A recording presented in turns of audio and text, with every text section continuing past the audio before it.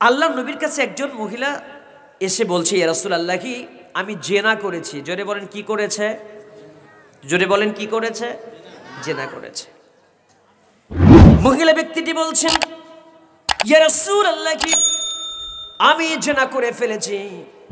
জেনা করার পরে আমার পেটের ভিতরে বাচ্চা চলে এসেছে, সন্তান চলে এসেছে। ইয়া রাসূলুল্লাহ, কি এইবার আমি চাই কি করব? এই দুনিয়া থেকে আমি আল্লাহর কাছে তো আমাকে ফিরে যেতেই হবে। সুম্মা ইলাইহি তুরজাউন, আল্লাহর দিকেই তো আমাদের ফিরে যেতে হবে। কিন্তু দুনিয়া থেকে যখন আমি চলে যাব, এই জেনার গুনাহগুলো নিয়ে আমি হাসরের ময়দানে জেনাকারের কাতারে দাঁড়াতে পারবো না। ইয়া রাসূলুল্লাহ, এই জেনা করার অপরাধে আমি অপরাধী হয়েছি। আপনি সুন্দর করে এই জেনার বিধানটা আমার উপরে বাস্তবায়ন করেন। রাসূল বলছেন, মহিলা সাবিরে, তুমি জেনা করেছো, অবৈধ সম্পর্ক করার কারণে পেটের ভিতরে বাচ্চা চলে এসেছে। তোমার উপরে যদি জেনার বিধান বাস্তবায়ন করা হয়, সন্তানটাও মারা যাবে। আমি তোমার কারণে তো সন্তানটাকে মারতে পারি না। যতক্ষণ পর্যন্ত না সন্তান দুনিয়াতে ভূমিষ্ঠ না হবে, ততক্ষণ পর্যন্ত তুমি বাড়িতে চলে যাও। আর বাড়িতে যাবার পরে ওই সন্তান যখন দুনিয়াতে ভূমিষ্ঠ হবে, ওই সন্তানটাকে নিয়ে তুমি আমার কাছে চলে আসো। ওই সন্তানটা যখন দুনিয়াতে ভূমিষ্ঠ হয়ে গেছে, ওই সন্তানকে হাতে নিয়ে বলছি, ইয়া রাসূলুল্লাহ, কি এই যে সন্তানটাকে আপনি নেন আর আমার উপরে জিনার বিধান বাস্তবায়ন করেন। কারণ আমি দুনিয়া থেকে বিদায় হয়ে যাব, কখন আমার মৃত্যু হয় আমি তো জানি না। আমার মরণ হয়ে গেলে, মৃত্যুবরণ করলে আমি জেনাকারের কাতারে হাসরের ময়দানে দাঁড়াতে পারবো না। আল্লাহর নবী জানিয়ে দিলেন, এই সন্তানটাকে রেখে জেনার বিধান তোমার উপরে বাস্তবায়ন করা যাবে না। তুমি ব্যভিচার করেছো, ঠিক আছে, তুমি বাড়িতে চলে যাও। তোমার সন্তানের খাবার তো তোমার শরীরের মধ্যে রয়ে গেছে, তোমার বুকের মধ্যে তো সন্তানের খাবার আছে। 2 বছর পর্যন্ত সন্তানকে খাবার খাওয়াও।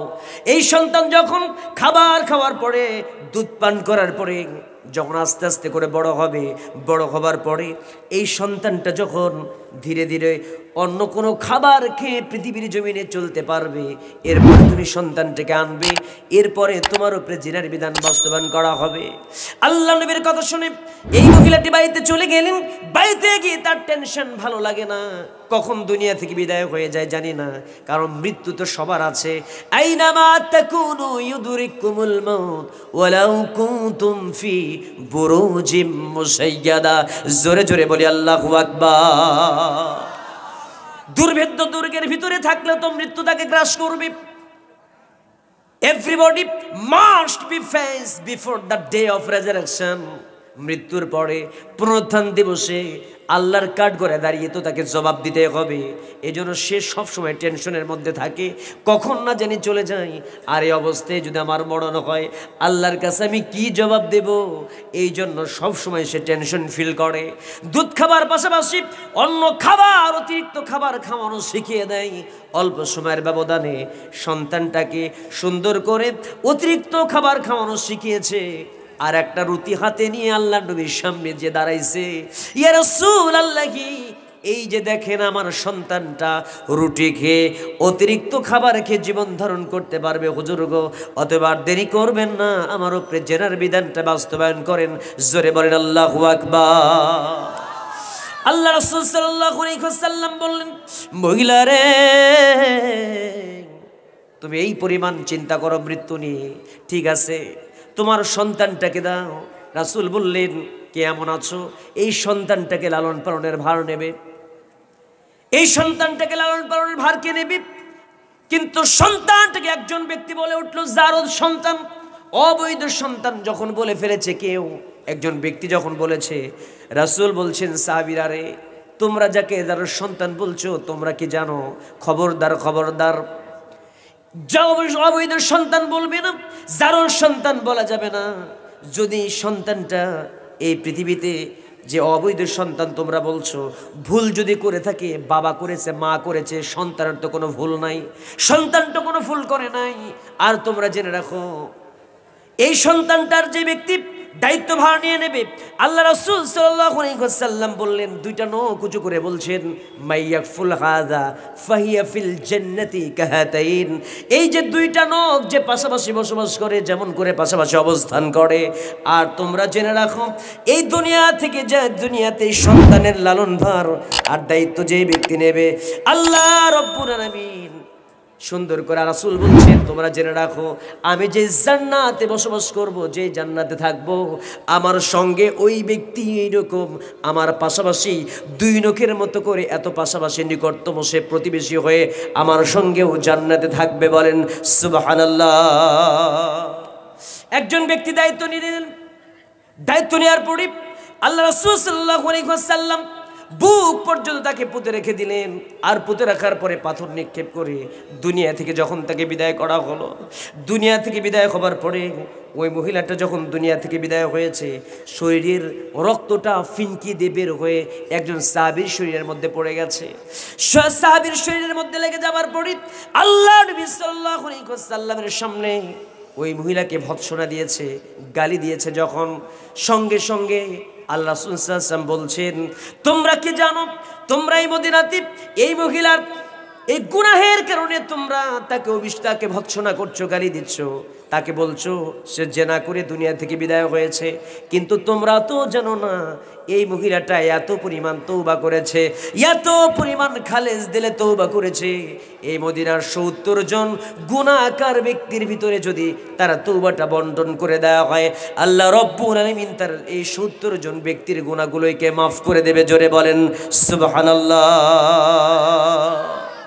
এই মহিলা কেমন করে তওবা করেছিলেন?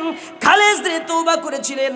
ইয়া আইয়ুহাল্লাযীনা আমানু, আল্লাহ তাআলা সুন্দর করে বলছেন, ইয়া আইয়ুহাল্লাযীনা আমানু তুবু ইলাল্লাহি তাওবাতান নাসুহা আসা রাব্বুকুম আন ইউকাফির আনকুম সাইয়্যাতিকুম ওয়া ইউদখিলাকুম জান্নাতিন তাজরি মিন তাহতিহাল আনহার। জোরে জোরে বলি আল্লাহু আকবার। আল্লাহ তাআলা বলছেন, ইয়া আইয়ুহাল্লাযীনা আমানু, হে ঈমানদাররা, তুবু ইলাল্লাহি তাওবাতান নাসুহা, তোমরা তওবা করো, খালেস দিলে তওবা করো, একনিষ্ঠ চিত্তে তোমরা আল্লাহর কাছে তওবা করো।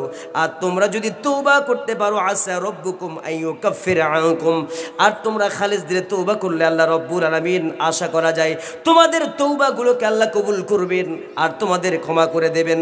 আর তোমাদের গুনাহগুলোকে আল্লাহ রব্বুল আলামিন ক্ষমা করে দিয়ে এমন জান্নাতের ভিতরে তোমাদের প্রবেশ করাবেন যে জান্নাতের নিচ দিয়ে ঝর্ণা দ্বারা প্রবাহিত হয়। জোরে জোরে বলেন সুবহানাল্লাহ। মুসলমান ভাই আমার, তাহলে আমাদেরকে তওবা করতে হবে সাহাবা কেরামের মতো করে, এরকম করে খালেস দিলে তওবা করতে হবে যেইভাবে তওবা করেছিলেন এই মহিলা সাহাবী। বিশ্বনবী সাল্লাল্লাহু আলাইহি ওয়াসাল্লামের সাহাবা কেরামের মতো করে আমাদের তওবা করতে হবে। লা তাকনাতি মির রাহমাতিল্লাহ ইন্নাল্লাহ ইয়াগফিরু যুনুবা জামিআ। যে আল্লাহ বলছেন, লা তাকনাতু মির রাহমাতিল্লাহ, আল্লাহর রহমত থেকে তোমরা নিরাশ হইও না, আল্লাহর রহমত থেকে নিরাশ হইও না। তিনি তো রহমানুর রহিম, তিনি গফুরুর রহিম, তিনি আমাদেরকে ক্ষমা করে দেবেন।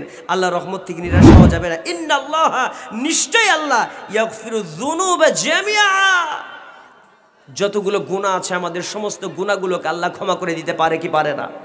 কথা বলেন, পারে কি পারে না? এই জন্য নাম্বার 1 এই আয়াত থেকে আমরা শিক্ষা নিলাম যে আমরা তওবা করব খালেস দিলে।